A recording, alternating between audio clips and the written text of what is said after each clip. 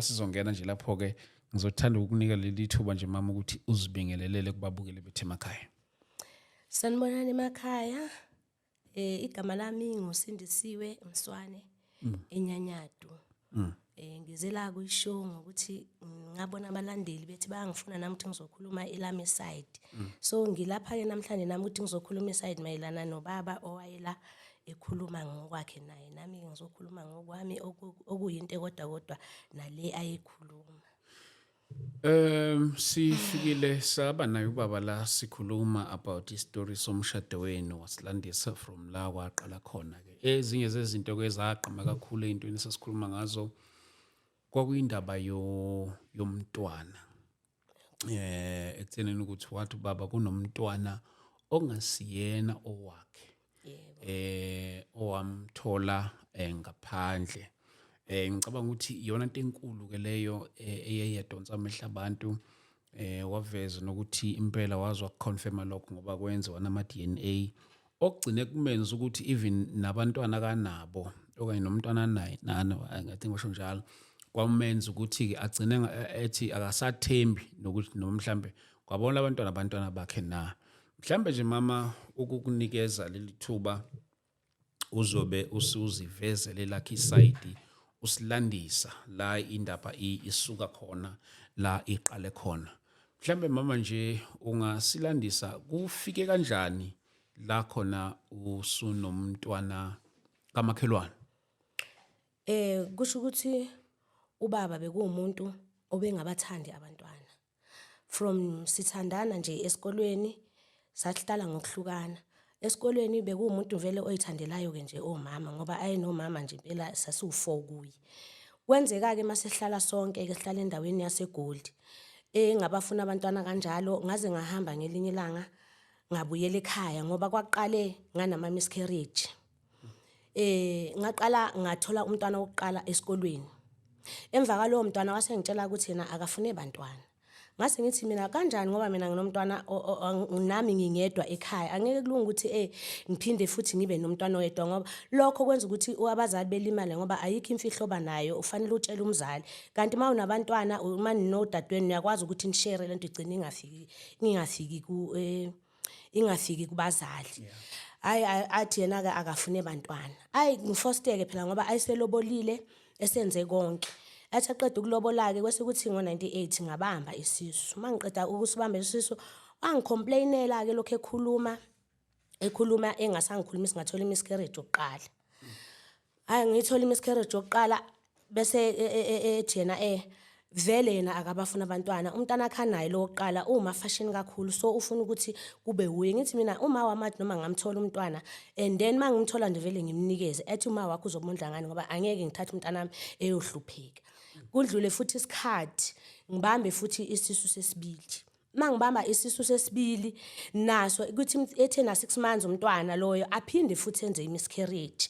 Ngihambe ke ngebhara mangifika ebhara bengenza ucwaningo ngithi mase ngiphuma ebhara ngimtshele mina ngithi ngoba awathanda abantwana ngcono ngibuyele ekhaya.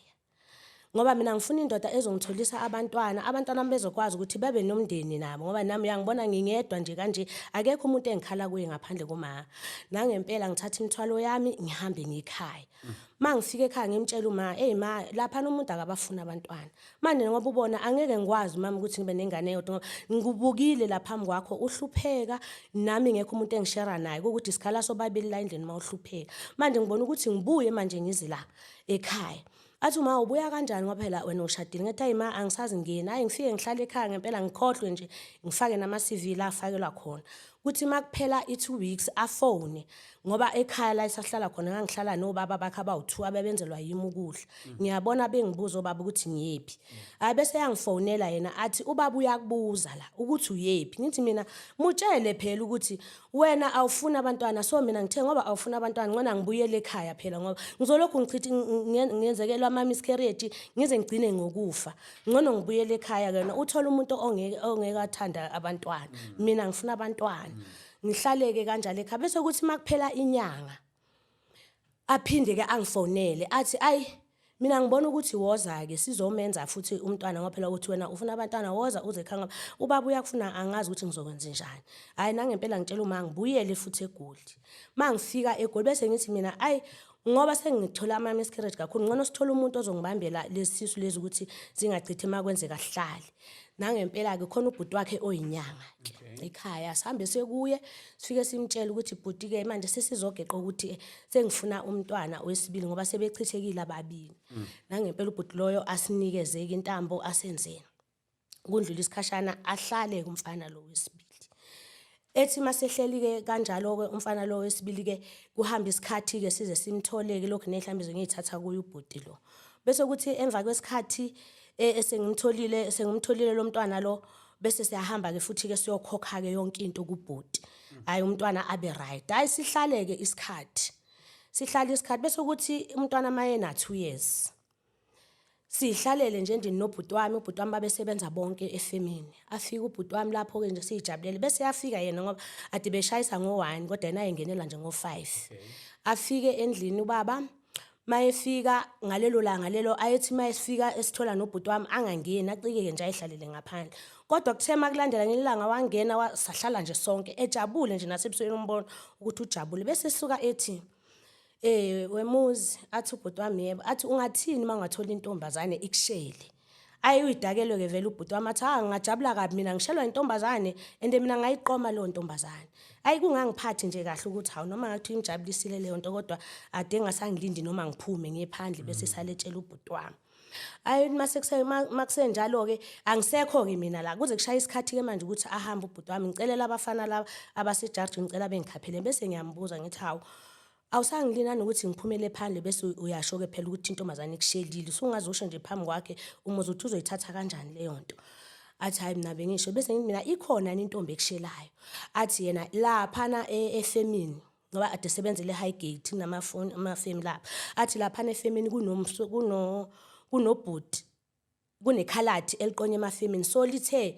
imali yali kuyocheck intombi yalo kunomngane wentombi othe uyangithanda eze nami yebo ngithi mina pho manje uzoya yini athi hayi angazi mina ngeke ngiye angazi ke noma bhuti wami baqina eyiqomile lonto ngoba emva kwalokho 2 years lo mntanami ngimtholile ke washintsha ngifuna ukukutshela ukuthi sahlala unyaka engangithinta isidalo unyaka wonke mangithi ngiyamtshela ukuthi hawu baba manje phela ingane le 2 years isiphelile manje kade nje uthi qwaqwa wena utshela ukuthi usanda ukuthola isikhundla emsebenzini ngoba wakhushulwa waye HR manje maye ba HR kwadinga ukuthenza ama payroll enze yonke izinto lezi zinto zazimkhandla angakhoni ukufika endlini aparticipate afika lale endlini athi ukhathele njalo nje afika lale bese ngithi mina angikwazi ke manje ukuthi ngizokwenza kanjani hayi bese ahambe ke lentombazane le ngiyabona bagcina beqomeneke noma yena wagcina eqomile intombazane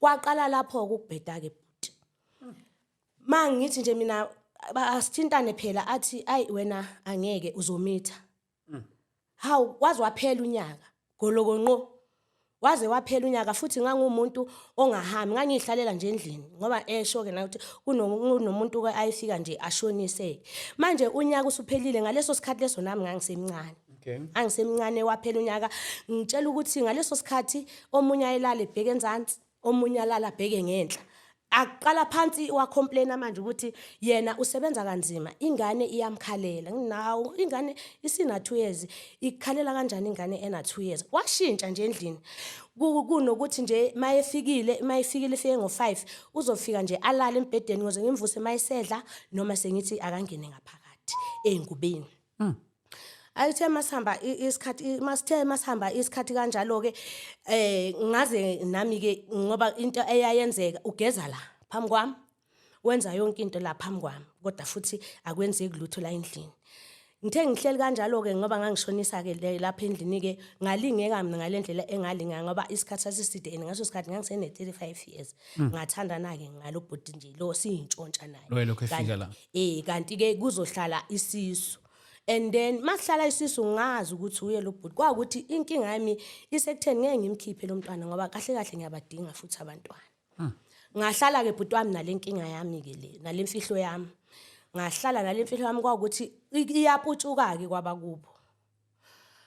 kubo ke ngaqala ngahlala kabike manje sengiyahlukunyezwa manje ngiyashaywa angikwazi ukuphakama phela manje ngoba ukhona and ngiyazi ukuthi ngizothukwa ukuthukwa kwami izoqhamuka le ndaba kuthukwana ayike kwahamba ke leso sikhathi ke ngayifihla ke leyo nto ngayifihla leyo ngoba ayingasakhulumi lutho nje mawuthi uyakhuluma athi hamba uyohlala ekhaya uhlaleleni eGoli emsebenzini ubaba ubeke iHR umuntu ofikayo wesifazane ubethandana naye kukho konke lokho uthando besinalo endlini besithandana kakhulu endlini imfihlo yesi bezinazo naye futhi ubengijitela kodwa uthando belukhona endlini kwaphutshuka ke watholakala ke leyo ndaba leyo kwase kuhamba isikhathi ke makhamba isikhathi kwaba ukuthi kunobhuti wakhe ahlala naye lapha ekhaya okay ubhuti wakhe lesikhathi umfazi wakhe ehlala ekhaya ayenza izinto mina engangingayithandi ngimtshela umfazi wakhe ukuthi wenza kanje manje ayefisa ukuthi ngelinye ilanga ayibuyisele intembi ngami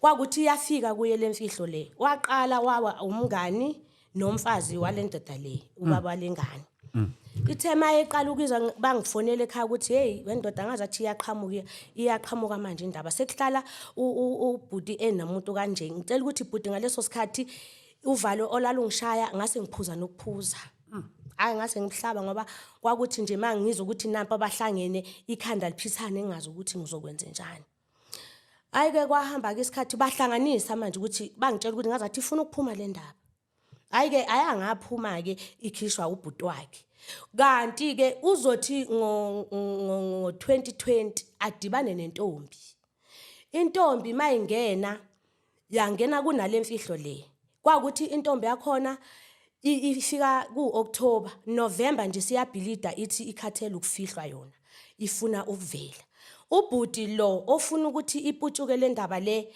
bahlulekile nomfazi walendoda ukuthi iputshuke wasethola indaba wasethola ibhaca elihle ukuthi nayi intombi wasetshela intombi ke le intombi ifuna ungena naye emendweni intombi yashona straight kubabake yayomtshela lemfihlo ku-December ke ngihlalele nje ekhaya hawu afona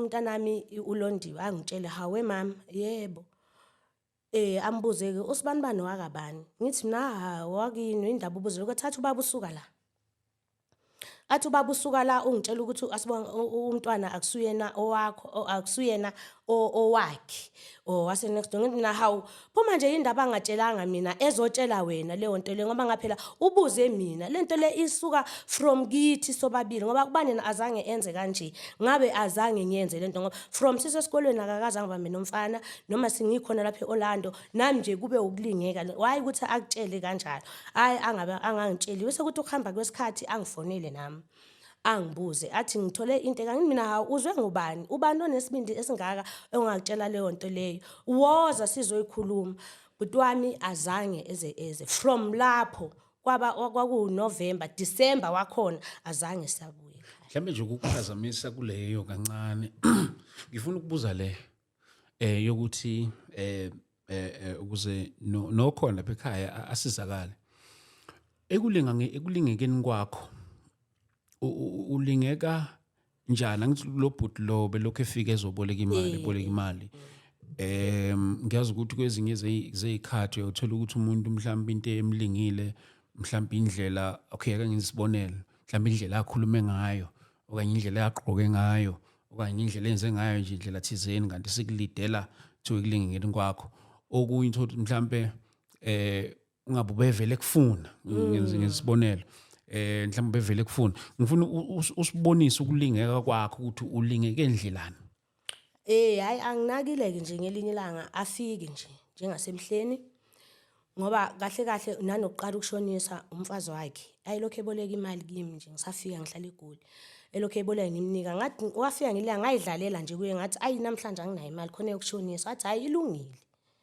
ngaqhubeka ke ngamnikeza uthe esehlala emakhaya umfazi wakhe kwawuye ke oboleka imali noma yena umkakhe amtshela ethamba oboleka kimi kanti yena vele useyangithanda mina anginakile hayi ukuhamba kwesikhathi ngoba isikhathi esiningi ayingifica nje ngihlalele endlini futhi ngihlalele nje ngedwa ubaba akekho lapho ubaba akekho ngoba ubaba bekwala noma eshayise ngo1 kodwa endlini uzongena ngo-5 bese kuthi ngomgqibelo ekseni ugeza ngathi uye emsebenzini azaphinde abuye ngo-5 ngimbuze ngithi how uyaphathi uyokhokha ama-account akhe eTruworths ngithi mina njalo weekend neweekend wena uyokhokha bese kuthi Sunday yilapho kazoyilalela khona imini yonke bese evuka ke asethe izinto azoyiqoqa konke lokhu kwenze isikhathi singangonyaka isikhathi esingangonyaka wonke bhuti wami kwaba unyaka nezinyanga nje impela unyaka nje impela nje singathintani sidalo endlini sihlala so2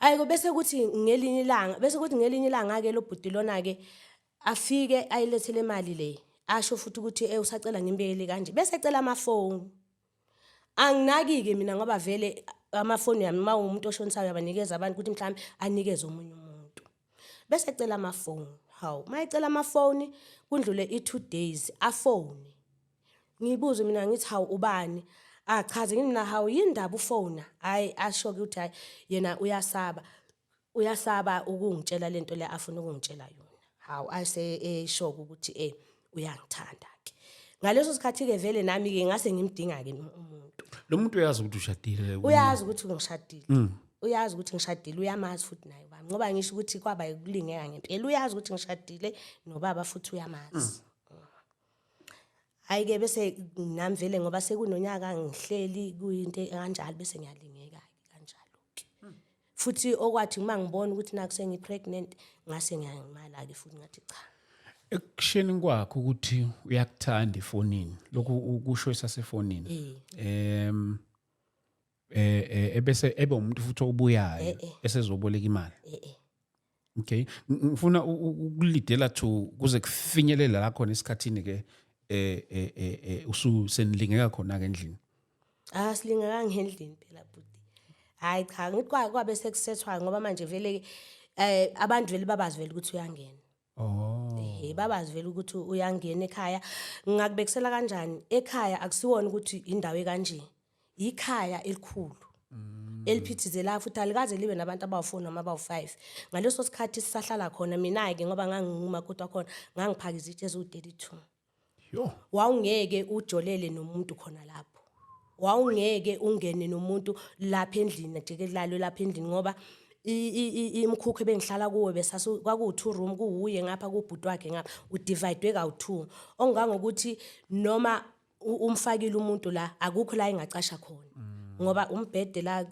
umnyango lo wangeke kuze kwenzeke izinto eziningi la kwalingeka nje ukuthi siyasethi into zethu kanjalo nahamba hayi nje lokho akusho kahle into enze ngibuze lokhu ngokwakhe ukuthi kwaba la endlini azange ngoba ngitshela ukuthi lapha ngoba namanje mawungathi nje uya investigate uyakhona khona phe Orlando akukaze kube nabantu abancane hlezi kunabantu abaningi and number 2 benginabantwana khona la umntwana omunye oyesu bese sesikolweni kodwa ukhona besekhaya ingane ihambe ibuye izendlini yayingathini ingane singifica ngile nomuntu endlini akusilo iqiniso kwakuthi ngoba ngisho ukuthi kwakuhlukanisekile ilokho njalo omunye ngapha yimi ngapha and noma ngakuthiwa khona umuntu omvalela angeke azacashe indawo i-room divide umbhede lo unyango nje noma ungena eminyango isitulo omunye seklahle semene ahlale khona lapha otherwise wena uzohlala la embhedeni space nje sasingekho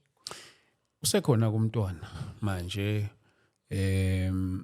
impilo ke siqhubeka kanjani ke manje sinjani ke inhlala kahle yenu ngicabanga ukuthi enye into enkulu ke leyo edingwa ngabantu ekutheni since yena evezile inhlala kahle yenu ke manje sukhulelwe sekunomntwana njalo njalo umtshela nini umtshelile ukuthi hey ukwalingeka la soon after noma mhlambe ulinde kwazi kwavela isisu njalo njalo azange ngimtshele lutho until ayithole ngentombi yakhe intombi yakhe itshelwa ubhuti wakhe ubaba angizange ngimtshele lutho ngoba yena ke nange eseyobuza umntana wami emsebenzini umntwana lapho ayisena 13 wama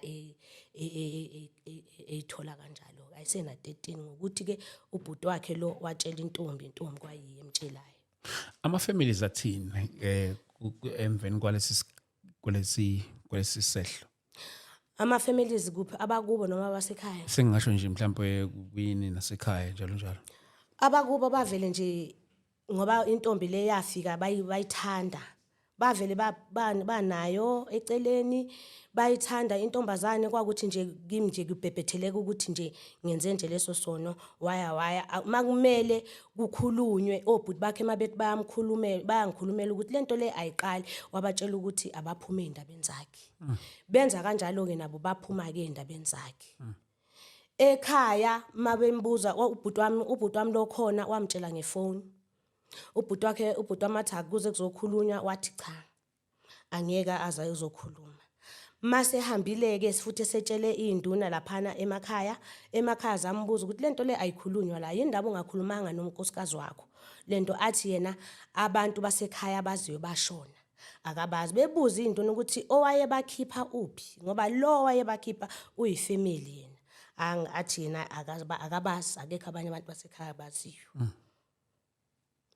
Ngoba ungangokuthi induna wayitshela. Yeah. Wayitshela induna ngefoni. Bangifuna mina bengangitholi. Bathe mase bengitholile bengitshela ukuthi kunodaba olukanje. Umyeni wakho uthi. Manje thina simtshelile ukuthi angeke sikhulume lolu daba. Ngcono yena ahlanganise ifamily. Yena uthe ifamily yakhe akayazi. So thina ngoba singaba sendaweni siyabaza abakini. Sihambile saya kubani ngani mina yalungiswa leyo nto yefamily senginayo mina ifamily yami. Omalume bafika ngabathinta omalume ngibaqoqa omalume ngibaqoqa. Ngini mase ngibaqoqile. Ngihambe ngenduneni ngithi hayi sebepheleleke usungasho idate ngoba uthe noma kunini. Maye mfonela induna ukuthi ayike usungeza athi akekho yena uzoyi Cape Town. Mase lokho emlandelela ukuthi woza phela sebe ready manje abakubo kaMkoti wakho agcine seyiblocker induna engasangena amafoni. Maye ngasangena amafoni kanjalo kwese ngidlula i3 months. Sengilokhu ukubuza mina ngithi hayi awuthi ngihambe ngoba ngifike ngiyibuza induna ukuthi yazi lento le angiyithandi kanina nisebenza kanjani ukuthi umuntu uzofika afake icase mase ifakile icase and uyifake wrong ifake ngefoni washo yonke into ayifunayo mase siqoqene futhi la akasezi nani futhi sentula ngcono mina ngibopha nini laqala phansi ke futhi induna zamfonelayo waseyeza kwafika ke nabakubo ubhuti wakhe yena lo wahlala naye la nomunye ubhuti wakhe yakhulunywa ke lo ndaba leyo ngase ngithi base bethi bona kwakufanele ukuthi eqaleni angitshela ukuthi angihambe ngekhaya ngoba vele sekuhamanyala lento engiyenzile until ekhaya bezogeza la mabesho kanjalo ke yena ke bese etshela ukuthi fanele ngihambe manje ngathi mina kulungileke noma ngakuthiwa ke ngiyahamba ke manje ngizohamba kanjani ngoba kahle besihlala nawe angithi angeke ngazi ukuthi mhlambe khona lapho engasakhombuli khona esake sadibana khona ingane kwaye ngcona sithathe ama DNA emva kwama DNA ke sekuzokhulunywa into error ngoba manje akuthathwe ama DNA kodwa kuthiwa ngihambi sahamba ke sawathatha ama DNA makuphuma ama results akasakhulumi lutho obhuti bakhe besinabo lapha emeetingini sekuze kusho mina manje kubo ukuthi ayisihambile ama results ayasho ukuthi ingane akusiyona yakhe so ngoba kwakuthiwe kuzoba nemeeting enkulu ezoba sekhaya isingeza ke kuyophuma isinqumo ukuthi mhlambe ngiyahlawula noma ngenze njani hayi abethi bona akabatshele lutho akasakhulumi lutho nabo futhi ke abasambona kumbona nje phandle ngikuze laba ehambe nabo bethi laba ehambe nabo noma ebhali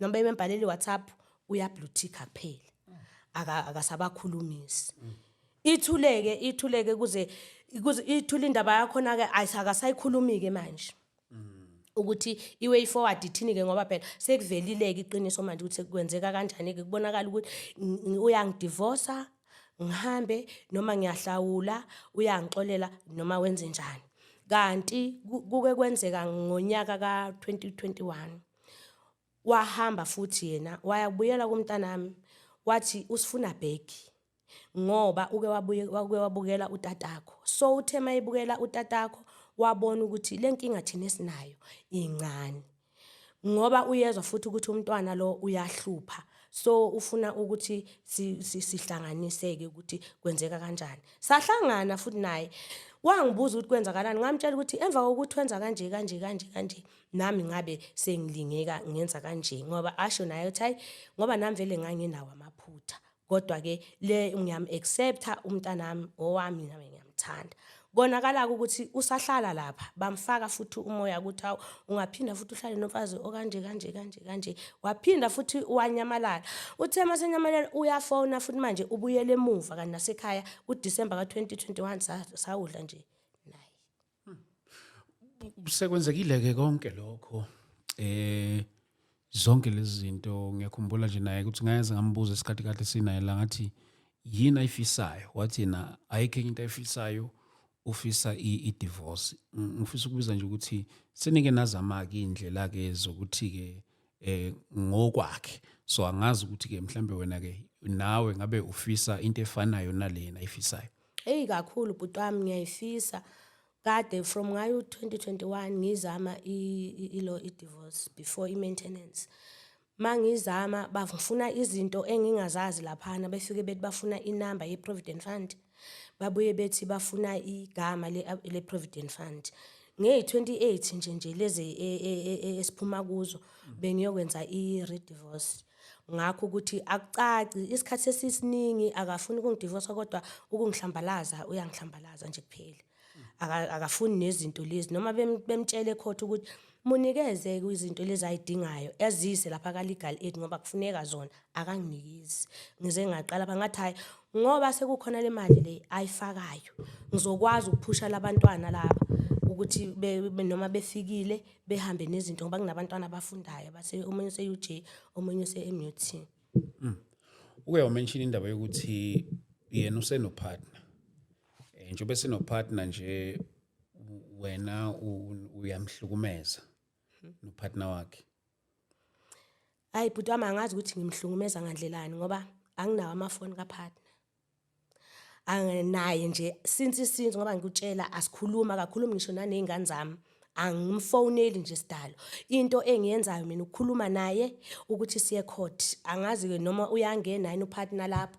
Ngoba mina ngisuke ngikhuluma naye ukuthi kuyiwa nje court nakhona futhi mangifika ngisike ngiletha amasamani sihamba namaphoyisa. Amaphoyisa angeke avuma ukuthi ngiwacela ukuthi silethe incwadi sengifike ngibanga umsindo lapha ngishaya abantu. Angazi nje ngikhulume nale ntombazane yakhe. Angazi nje nanelilodwa kunalokho yiyo esihlukumezayo ngoba kuze sihamba amakhoti kanje ayifuni intombazane ukuthi sinikezwe imali ngoba ubani yena nje waqhubeka wafaka imali ngoba ngihlala nezingane zakhe laphana and the worst part bhuti wami kunomntwana kasisi wakhe wacela ukuthi ngihlale naye. Umntwana kasisi wakhe wamletha ezofunda ugrade 6 ngahlala naye umntwana lo engithi useduty noma eMUT. Ngahlala nami kodwa uthe masesilahla wasilahla sonke. Okuthe noma sengithi mina ngiyobhalisa i-maintenance ngamfaka lo mntwana naye ukuthi naye uyasidinga isondlo ngoba naye lapha khona uyadinga usizo kakhulu. Lapho wabhala ama-sketch wabhala ngabantu ukuthi omunye wenzeni nakuye lo mntwana lo wabhala wathi unobaba ababili akusuyena okasisi wami umntwana okasisi wakhe. Kumanje akazi nanokuthi useduty ufundela ini. Akazi nanokuthi uhamba kanjani esikolweni akamnake nje nakumnaka ngoba ethi yena mina ngihleli ngenkani ekhaya. Kumbuzo wami usekutheni okay mina mangihamba lengane le yanginikeza yona ngoba fanele ngihambe mina ngiyohlupheka nezami. Lo mntwana lo ozothwala izono zethu mina ngizomenza njani ngoba kunomntwana kasisi wakhe. Manje nje usesikolweni wakhuliswa yimi yafunda igrade 6 useduty wenza unyaka wesithathu khona. Uthi angihambe ngekhaya akayiphathi indaba yomntwana lo ngoba noma kuvalwe izikole umntwana uhlala nathi. Noma ebuyile uhlala nathi nango December umntwana uhlala nathi ngoba kwenzeka esanda ukuhamba umntwana lo weza kimathi malumekazi awukazi yena uzwe ngobaba wami. Ngathi mina ngake ngezwe ngobaba wakho kodwa hamba uyobuza umalumekazi wakho akukhona umalumekazi lo hlala la eGoli. Hamba umbuza umalumekazi wakho naye uzokutshela ukuthi ukhona ubaba wakho nobaba wakho ayekufuna kodwa umuntu ongakusiza usisi wakho uyazi. Nangempela aye kulo sisi loyo kulo sisi engimlayele yona bese kuthi ahambe futhi akhulume nosisi wakhe lo. Usisi wakhe amhambise kubaba wakhe. Mayifika kubaba wakhe ashathi abakini bebengafuni ngisondele kodwa ngazi ukuthi wena uzoza kimi. Ethi masefikile kanjalo ingane simtholile ubaba wakhe kwazabuya inkulumo ukuthi yimi engithe athi ubaba yimi engithe mina ingane ayomfuna ubaba wakho khona mina ngizothandana naye. Okay. Hawu ngithi mina kanjani nalapho ushe ebantwini bhuti wami ngifuna ukutshela ukuthi ngoba ngisho ukuthi lento yaqala 2020 asikaze sikhulume akabuyi ngisho ekhaya kodwa ayikho into angayazi ekhaya. So zonke lezi zinto uyithola Uyithola nje kubantu ngoba into eyangimangaza kakhulu ngaye enduneni ngathi ufonele ubani wathi ufonele umswane ngqo ngathi uwathathe pha amafoni umswane. Lento angeke isazilunga ngoba lento ayizange kube eyethu sobabili yangena abantu abaningi and the worst part intombi yakhe isihlukumeze kakhulu intombi yakhona ngoba mayiqala into yavala nje imali ngisho no December wangalowo nyaka azange azabuye asiyazi nayo asiyazi kodwa abantwana bami wathi mayithi ufuna ukubuya ayikho into ayisebenzele eGoli ngoba uzosebenzela izingane wathi yena uyathi intombazane le ungangitsheli ngezinja mina abantwana bakho la bayizinja umkhiphe einganeni zakhe umkhiphe 88 zihlala zikhala ingane zami ngibhlungu ngoba lo womfana wamshiyenza grade 11 bese kuthi lo kasisi wakhe ayenza grade 10 ngoba ustrong babo bazama ukuthi bafunda grade 10 11 12 baze baya eUJ kaze waye eUJ umunye waye eMUT kodwa manje lokhu zibhizi izinto zibacindezela ngoba manje ke lena ke impela and uyabhala lo muntu lo wenza unyaka wesithathu uthi ufuna amagazi uyabona nje baphatheka kakhulu. Bengithi zokubuza vele manje ukuthi isimo sabo ke abantwana bakhe sinjani. Oh. Hey sibheda kakhulu. Hey besibheda sona yes ngoba akasabakhulumisi vele abantwana waba blocker. Lo womfana uzamile ukuyisondeza eduze kwakhe kodwa uyabona intombi le ukuthi uyasondela umntwana. Yasivele ithi kubaba lo umntwana akafundi. How akafundi kanjani ngoba phela ngawuyayi ubaba phela la UJ eyosesha yonke into. Manje akakwazi ukuthi ubaba afoste ngoba mazinye izinto mayezenzile intombi le iyamshaya. Akulalwa imshaya. Khangezile lo wakaNkonyane. Khohlakele kabi le ntombazane. Ayisifuni ngisho ama family ayiwafuni nayo intombazane le. Ngoba ayifuni umuntu odlisa olobaba imali. Ngoba kuze sibe la mina bengitshela nje ukuthi mangibuya ecourt sengitholile le mali le ngithola bazoxabana bobabili ukuthi uyabona ukuthi sesiye emacourt saya kuphi nakuphi ngenxa yokuthi wena wala ukuthi ngifake imali nje ekhaya ngoba ukubani ngifakile imali ekhaya ubengeke lo mama ayele nakhona ngize ngiyele ingane yami le esesikolweni ngiyambona mayifika amajini adabukile la ngaphansi kodwa uyafunda ubabakho udla nhlamvana futhi ubaba uyasebenza iHR maye HR angizange ngifune imali engaka ngafuna nje only 3000 rand only 3000 rand ukuthi nami ngisikhuphule ngoba ngumuntu ongahlali ngumuntu nje oyisebenzayo ngiyazi ukuthi makukhona okuncane ongenana nami ngiyadumula lo 1000 ngiyastoka ngiyanza ezinye izinto only 3 yiyo le eyenza ukuthi intombazane le imlethe la ngoba ayifuni kuphume ngisho isenti emva kokuthi siphuma khona le ecourt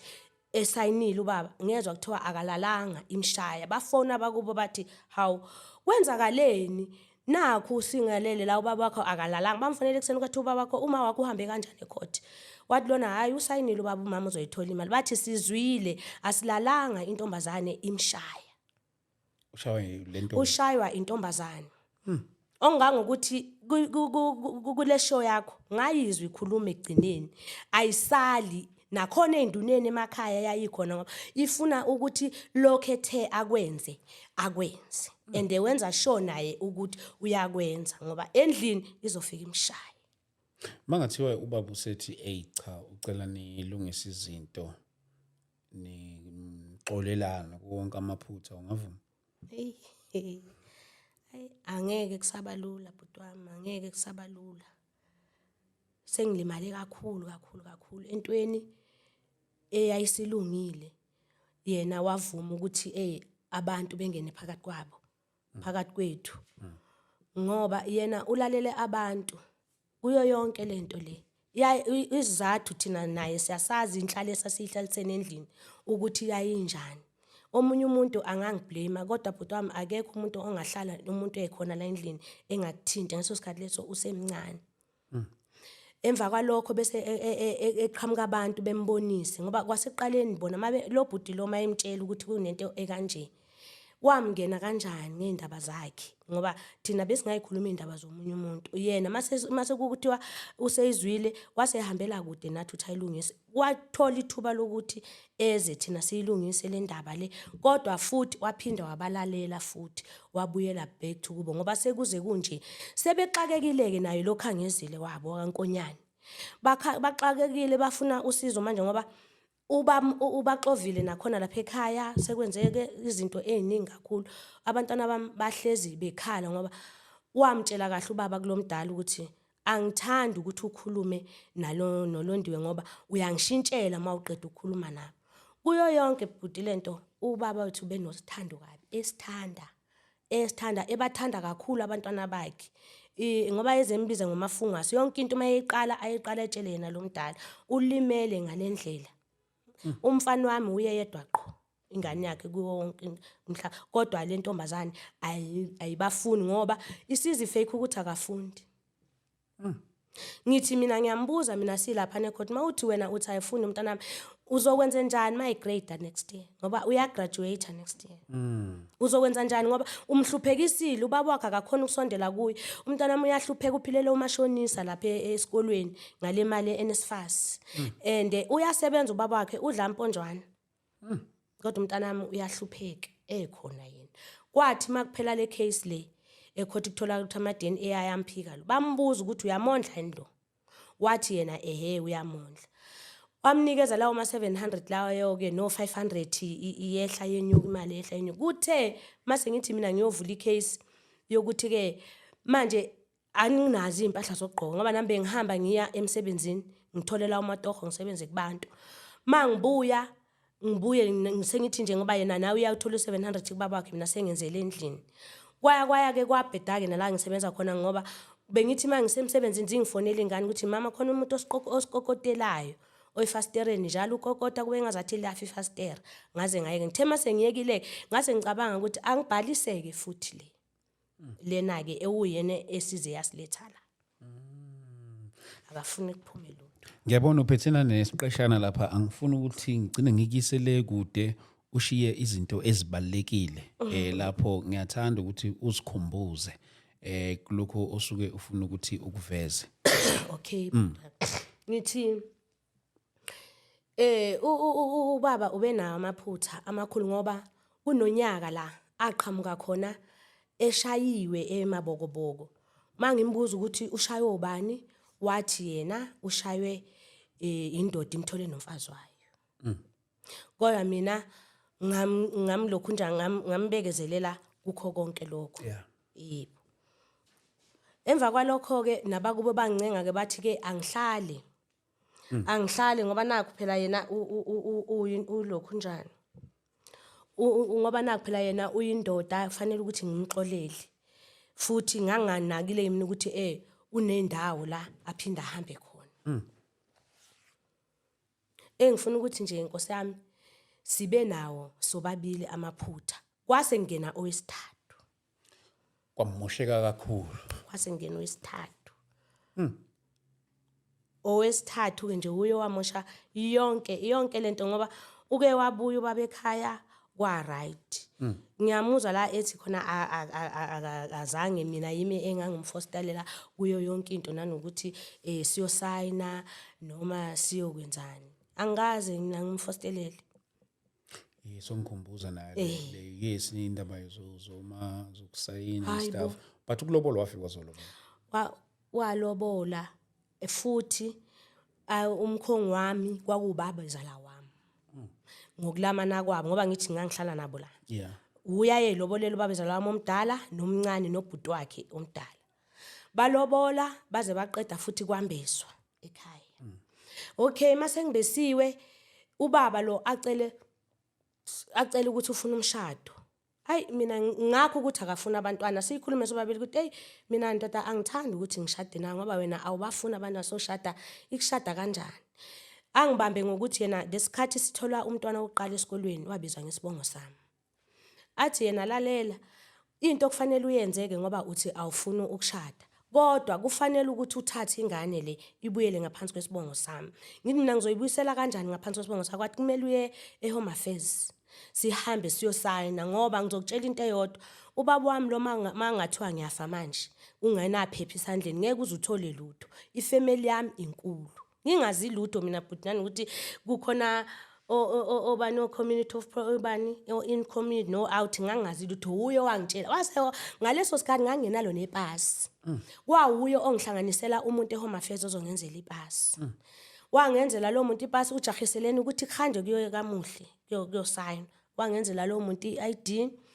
Ngathi mase ngiqedile iID sahamba wangitshela futhi ukuthi mangiya lapha eOrlando West kuyiwa ngaphi ukuthi uyobhuka. Ngahamba ngafike ngabhuka. Wathatha ilanga yena emsebenzini. Sahamba sayosign. Ngezwe ngayi mina ukuthi khona zonke ukuthi uma ushada khona okunje sasayina ngihamba naye. Kuwuye ongenzelile ngoba ngithi ngangenanga ngisho iID. Umuntu owaorganize iID uye ngakhipha 500 futhi ngaso sikhathi wangichaja 500 lo muntu lo kwakuye 2000. Ngayikhipha 2000 wanginika 2000 ngayisa kulo muntu loyo. Wangenzela iID maqede lapho ke sahamba sayosayina. Ngiyamangala manje makukuthi konke ayiphoqwa yimi. Ngamangala kakhulu ngashaqeka. Ungavuma uma ngathiwa simbiza njengoba ukhona naye simbiza bese Ngajabula kakhulu kodwa ngicela ukuthi mayeza izingasali intombazane ethi ukhangezile inkonyane hey intombazane ingimoshile kakhulu yiye ngifuna nginembuzo kakhulu kule ntombazane ukuthi umuntu osifazane yenza kanjani into kanje zihlupheka izingane ngoba ngathi kunesikhathi lapha agula khona bhuti wami ubaba mayegula ubaba khona ipoint athi samhlasela nezingane zami samhlasela athi mntanami wabhoboza amatayere emoto yakhe lapha sabulala amafasteri bhuti ishintshile indoda yami kodwa ngifuna ukukutshela ukuthi akusuyo okhuluma lapha. Ngiyamcelela kakhulu ukuthi imthandazo ibe khona nabalabhe bendabuko bemsize kakhulu uphelile akusuye okhuluma lapha sathi ngoba ngithe uke wabuya okay mayebuya masihlangana ngilandwe uye la ngizobona umntwana usisi wakhe umthathile useyahlupha la egoli yena lo omncane ngoba ngithi bahlangana naye ngihlangane ngifone angifonela ukuthi ngizoza ngani ngithi mina uzongilanda umntana wami lokho athi awukwazi ukulanda omunye umuntu ikhona imoto la endlini angithi usethe ubukile utatakho useyabuya kithi angilande ngempela edrobheni mangilanda sikhulumeke endleleni lendaba size sifikeke sifika phi ungibeka laphana kumntanami manje masixoxa lapho bese thena eyazi eofisini la engisebenza khona bonke abelungu balapha bane covid kodwa nami ngiyazizwa lesifubeni ngazathi iyangena icovid ngihambe mina Monday athi yena uzovukela naye Monday ayocheka mangifika ekhaya angitsheli athi bamtholile ukuthi une covid athi bamtholile ukuthi une covid bese ngiyambuza ke mina ukuthi manje wenze njani athi hayi phela ngithi uyahlala awubusaye kubusiness osikhathi icovid bese kuthi nje hawu mase ngisithi siyamfonela sonke nabantwana asisamtholi futhi ngize ngenza imessage mina ngithi hawu baba yazi nginewari ukuthi uthe uyagula kodwa manje asisakuthole efonini kuvela istatus makuvela istatus efonini yakhe ubhala ngefoni yakhe sithi ithi status umuntu angibuze ukuthi nginjani kodwa ekubeni kuuyo ngibulalayo hawu kanjani manje ubaba engakhuluma manje yande indaba ngize ngithi mina ingane nasambeni ngoba manje nakho izinto ngcona sinyukeni sameni segoli bhuti wami mina angikho aware ukuthi nalaba engihleli nabo ebaleni ba umdibi negoli leli family yami engangifuni yangizwa mina mangizohamba ngiya egoli ngiyabika la ebaleni ngithi ngiyahamba ngegoli ubaba uyagula kanje kodwa ifoni akayibambi kodwa ngoba ifoni yami ifile ngizoqela ukuthi izingane zigibele eqala bese mina ngiyalandela ngihambe bese ngiyalandela ngizothenga ifoni ngoba kwangahambe kahle i-transport ayingekho i-COVID. Mangifika lapha eDani ngempela ngithenga ifoni. Kanti lesikhathi ngiphuma nathi siphuma nezingane abala ekhaya bafonele eGoli ukuthi siyeza. Already intombazane le isifikile vele nayo la. Kanti bithe unyamalala kuzathola upotsho wokubuya kithi. Masifika thina la eGoli mase ngilanje mina ko Villas zifoni ingane mama ubaba akasivuleli. Ngithi mina hawu akanivuleli kanjani iphi imoto? Bethi imoto ikhona. Ngithi ngaphandle bethe hey phuma nje indaba anganivuleli bethi azivule. Ngithi lapho ebaleni bathini? Athi bathe ebaleni abazi. Ngithi hawu ubaba wena kwenzeka ukuthi ahamba ashiya imoto. Akwenzeki nje sidalo. Ihamba imoto nami bese ngithi mase ngiseduzane akakanivuleli yini? Hayi bethi akangivuleli. Ingihlangabeza ingane yami edrobheni. Maye ngihlangabeza sihambe nginayi hambani nemaphoyiseni ngoba nami ngiyeza ne-marriage certificate nami ngiyiphethe ukuthi ngikwazi ukungena lapha. Behambe mangifika bengithatha edrobheni. Mangisesendlini angifonela umfana wami ethi mama ukhona ubaba la endlini. Ngigudlile ngomkhukhu ngamuzwe ephefumula kabuhlungu la endlini. Ngahamba ngaya kumamncane ngathi ukhona ubaba akangivulele. So umamncane ofika nokha ubaba wathi akafuni ukungivulela. Hawu yindaba angakuvuleli. Ngize ngifikeke mina. Mangifika angitshela umntwana athi ubaba uvulile eminyango wangena amantombazana amabili akhona mina ala ngaphakathi. Hayi nami ngitshela ukuthi ngoba bese ku right yonke into mina manginokha kanye uzovula. Ngifike mangithi ngiyanokha nami avuli. Hawu kanti kwenzakalani? Baba kalonda haya angavuli. Sihlala isikhashana sisaba the hayibo sivulele and futhi umuntu esimfunayo uye loyo lapho phambili sifuna ophakathi sifuna ukwazi ukuthi usiblokeleni sivulele ngeke sifuna ukwazi lentombazane siyenzeni ngoba since ifikile isenza izinto ezibhlungu ngoba ikhona sivulele kanti ngaphakathi bafonela amaphoyisa nami sengibathumelile ukuthi beyolanda amaphoyisa.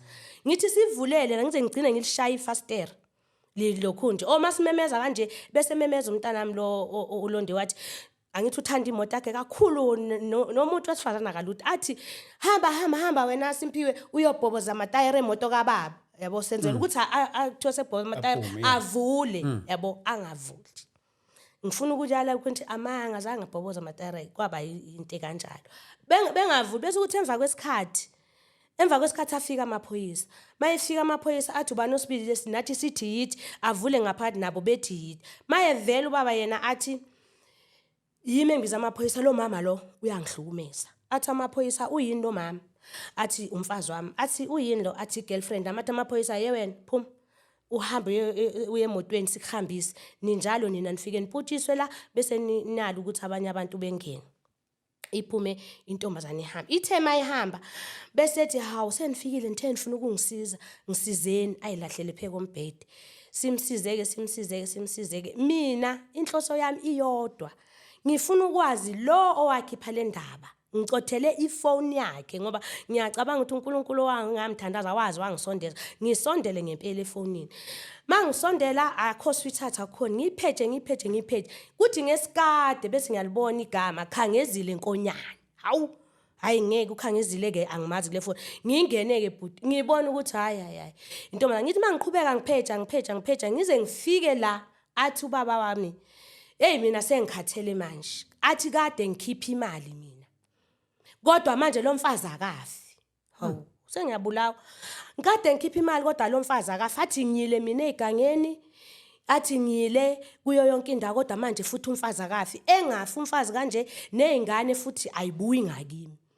yezwa hawu athi yenza athi nezingane futhi ayibona bese ephendula lothi ungazongitshela ngalezo ngane ezinja lezo athi lona ubiza izingane zami ngezinja kodwa ezakhe izingane ngiyazondla kanti ngisebenzelani mina mangeke ngondle izingane zami athi izingane zakhe ayihloniphi izinja kabi izingane zakho angeke nje uzungitshele ngezingane athi lona yenza okukufanele ngiyayifuna izingane zami kwayona lengesiyone yami ngiyayithanda ingane yami kulungile yenza lokho ke beqede bese yafaka umfazi uthole lendlu le oyifunayo athi yena umkhulu uthe umfazi wakho uzofa noma nini izingane zakho zizoyibuyela athi lo ngibona phi efonini athi lona ngixakwa ukuthi akafi umfazi kodwa mase sekuthiwa kuzofa mina yimanje sekuthiwa sengiyi-target masimanje sengizofa kodwa uhluleke ukwenza yonke leyo nto leyo ngibuka phi la efonini ufika kwale ntombazane yaba umthandazo othile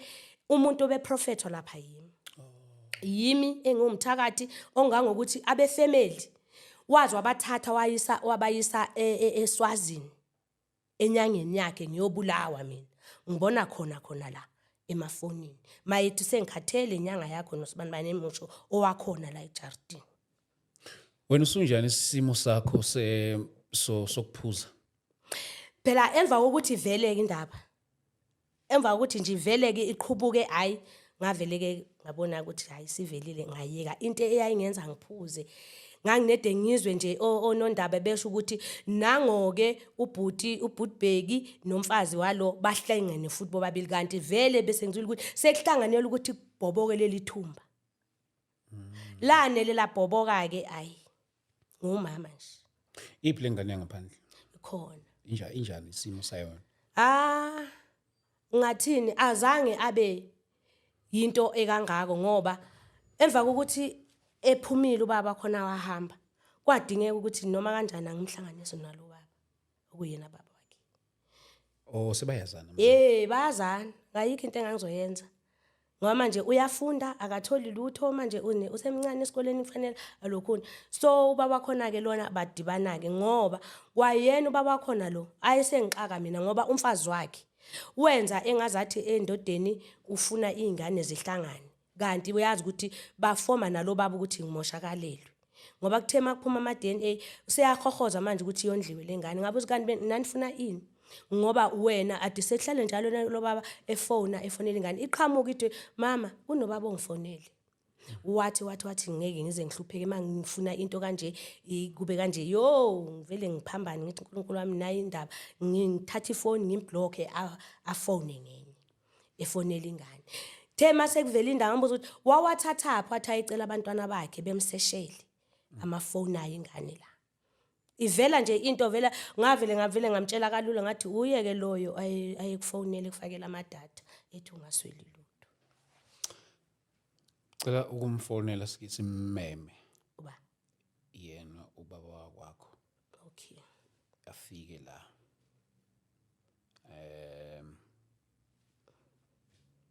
afike la e-studio sazi ukuthi ngenzela ukuthi nababukela emakhaya babe nayo proof ukuthi simfonelile eze nentombi bo angayishile wena ufuna intombi yo intombi isdestroyile kakhulu abantwana bami hayi ngeke ngiyamfuna ukhangeze lenkonyane niyezwa lapha eSlovo uhlala eSlovo uhlala eSlovo ngokudabuka eSwazini ngiyakufuna ntombazana uzuthi nje ngiyakufuna kakhulu angeke sikwazi ukukhuluma ungekho ngoba uwe wonke lo sase siyilungisile bani besibabili nobaba ngayilungile wangena wena awufuni nemali uzele nje imali okay siyakudinga kakhulu sisi khangezile nkonyane sabela sisi athi ke ngizama ukumfonela la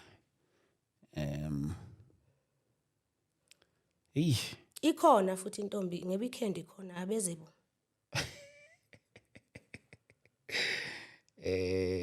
manje kusho number ngiphi kusho uba igama lakhe nganginika unayo la yakhe baba angithobe ngayikhohla i-03 hayi singayibizi ngisenayo phela no asibize vele wayibiza ngithi hayi akusiyo leyo kayibiza wabiza enye wabiza enye hayi singayibizi la ngayibizanga wabiza enye 078 awuyifake la ngibalekile inamba engekho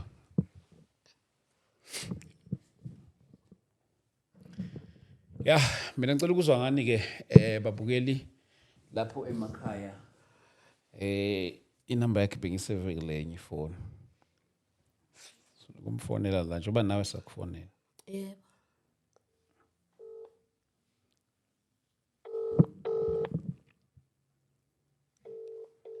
See how many minutes left, Mphathwa?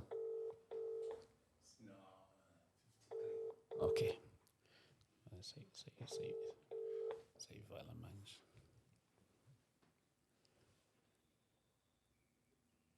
I will call you back. Mesimphinde. Leya ayisebenzi le ihlala nje emotweni. Onange buya kimi.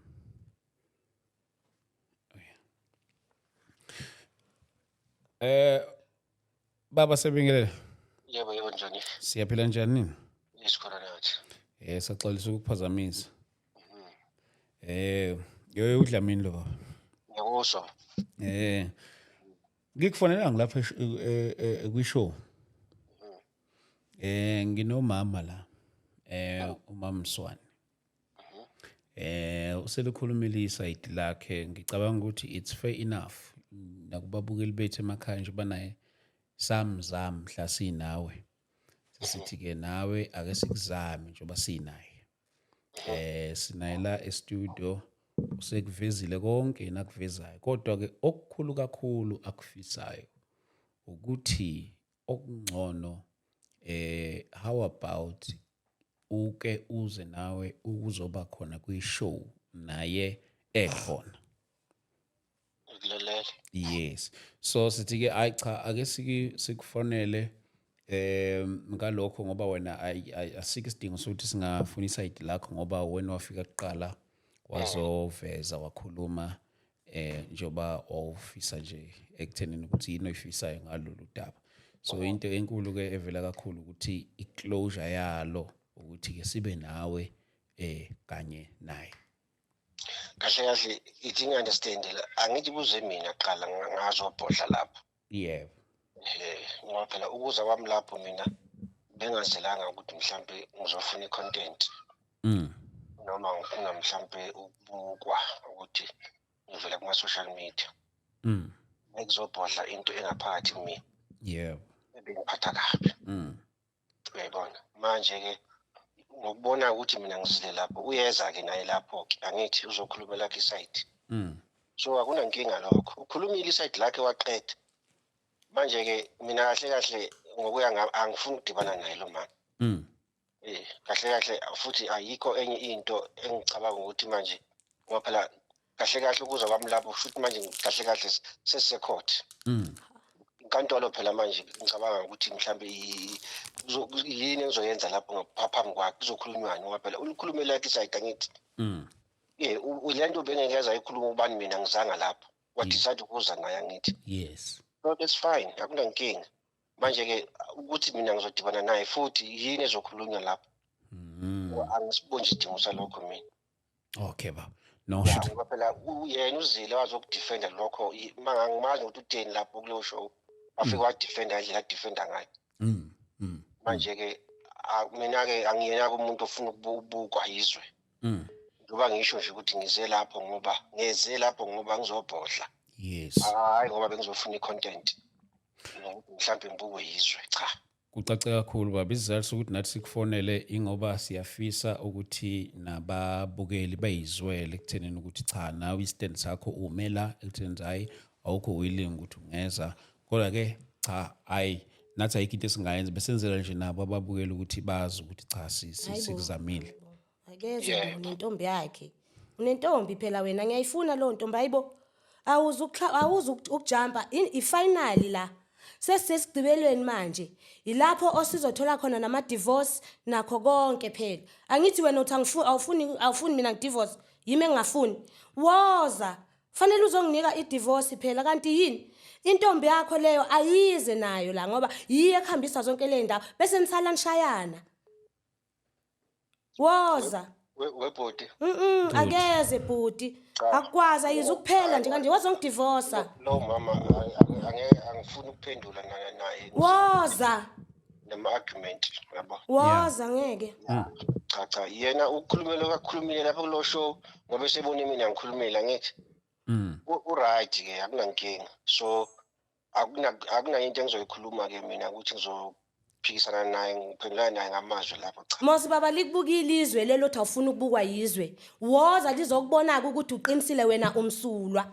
Woza uwalelane asize nezingane ziyadinga angithi kumele ithatha amagazi izingane wase uhambela kude ayiphethe lento eyiqalile. Ayiphethe angihambe egoli ingane engathathanga amagazi angihambe egoli ungangidivosanga kanti wena awungidivorce ufuna lokhu ngihlambalaza bese ungafuna ukuza woza nentombi yakho ukhangezile nkonyane ngiyamfuna wasesilovo. No asibambe kanjalo mama. Akakwazi bhuti ukuthi akezi ngeke ngamane sizokwenza la lapha eOrlando usile. No, it's fine mama. Hawu. Asibambe kanjalo mama. Hayi, hayi. Suwehlisa umoya. No, baba Mswane. Hayi. Uqalile. Siyabonga kakhulu. Sizozama ukuthi mhlambe sikuthinte mase siphumile nala kwishow. Akunankinga siyabonga futhi. Waza bakubonile nase Jet Master. Hawu. Awusasabi nehlazo urarambiswa ingane yazi lo muntu uyazi bhuti lo muntu ngoba nje uthi HR umuntu obelisaba ihlazo baba uphethe amafem amafem akhe under agent group uyi HR khona amaZulu azomhlonipha kanjani ade vele emdelela ezohlambalaza la useyakhuleka ukuyiphetha akeze kuzobonakala ukuthi kanjani elami side ngithi badingile naye aweze ezodibana ama side. Okay. Aweze. Ngicabanga ukuthi vele kumele kugcine kanjalo mama ngoba ngisho ngathi wase maselunge kangaka nje sizocela ukumema hawu ukumema simeme naye simeme nommeli sizoba sonke la kodwa ke sizozama futhi simthinte noma sesiphumile khona indaba sazulu inzima yabona bhuti wami le inzima abantwana abami bahlukumezekile yena uhambe ethi mina ngilwa izimpi zami ngabantwana kodwa ngathi ngiyofaka icase le ugcina le i-maintenance yami yena wafonela umntanami engingamtshelanga lo mfana engimcabanga ngithi usesikoleni wathi uma wakho usezongifakela ama summons la and lento ayenzayo iphazamisa le mali engunika yona maqede lapho akangayinikeza ingane imali. No, it's fine mama. Ngizocela ukuthi sizoyiqhubeza le ndaba sizomfonela naye simvezele izathu eziningi zokubaleka ukuthi afike. Sizomfonela. Kodwa bhuti angayishiya intombi yakhe. Uyifuna la? Ngicela intombi yakhe yabona sila lokho angezile wakhe. Ukhangezile wakhe akafuni thina sondliwe. Kodwa ezakhe izingane ziyondliwa zu3. 3 ziyondliwe zakhe izingane ngisho nefamily yakhe iyondliwa thina akafuni kuphume ngisho isent emnyama obhuti bakhe yena ubaba lo uyo waphumelela ekhaya obhuti bakhe abangaphumelela kusebenza makushone obhuti akasangcwabi intombi ayifuni abanike 500 lokho ayengakwenzi esenami besazi ukuthi abantu siyabavalela lapho senza yonke into lo akafuni okuphumayo ngoba ekushoneni komfazi kabhuti wakhe kunomfazi la usisi wami engahamba wathi ubaba yindaba ungahamba wathi anginamali wasemnikeza imali yokuyekhaya i370 uthi usisi intombazane yamthuka yathulala naye nge370 ngiyayifuna intombazane ayize bhuti nizwele ke babukeli lapho emakhaya ngizocela ukuthi for namhlanje mhlambe ke sibambe la sizoyiqhubeza njengoba nizwa nje nani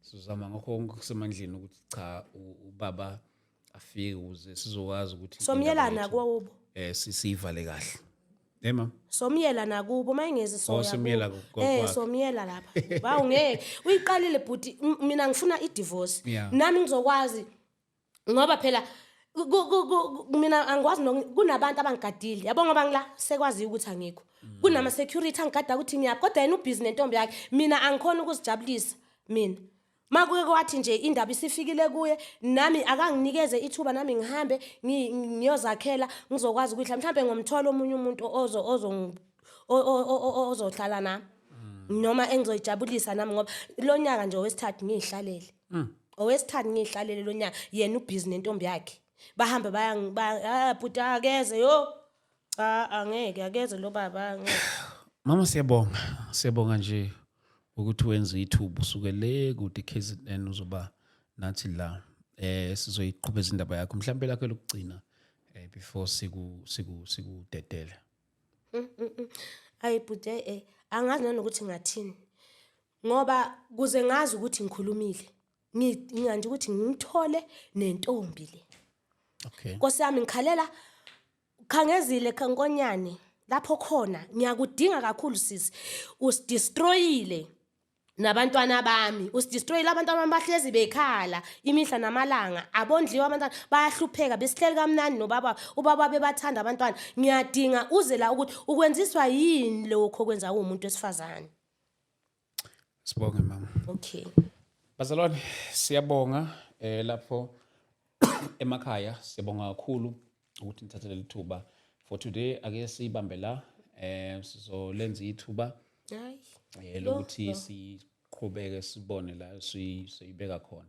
Asisebenzi ke sodwa sinabo amameli ke esinokusebenza nabo ey'ntweni ey'fana kanje. Yo. Namhlanje sidecide ukuthi awuthi singabafoneli kodwa ke uma evuma ukuthi eze and then ke sobe sesimema nabameli ukuthi sizoba nabo la ukuze into ikwazi ukuthi ifinyelele ekuthenini ukuthi igcine isolveke kahle ngoba masuke sila into yethu ayipheleli nje kuphela ekukhulumeni kodwa siyathanda ukuthi ifinyelele esigabeni la khona ekuthenini ukuthi ibe nayo isolution. Ngiyazi ukuthi ke akusiwena wedwa nje khona omunye uthothi uyarelate kuso lesi story exactly like this. So ke nawe ikhona into ozoyifunda la ezothi nawe ikusize endleleni yakho. Ake sibambelana ke for today bazalwane bami sizolenza ke elinye ithuba sibone ukuthi isibekaphi. For today asibonane kwi-episode yethu elandela. Ningakhohlwa ngomhla ka-30 August sobe silaphana eKagiso starting from 10 ngaseKagiso hostel masiqeda khona sobe sise Soweto Inkonjane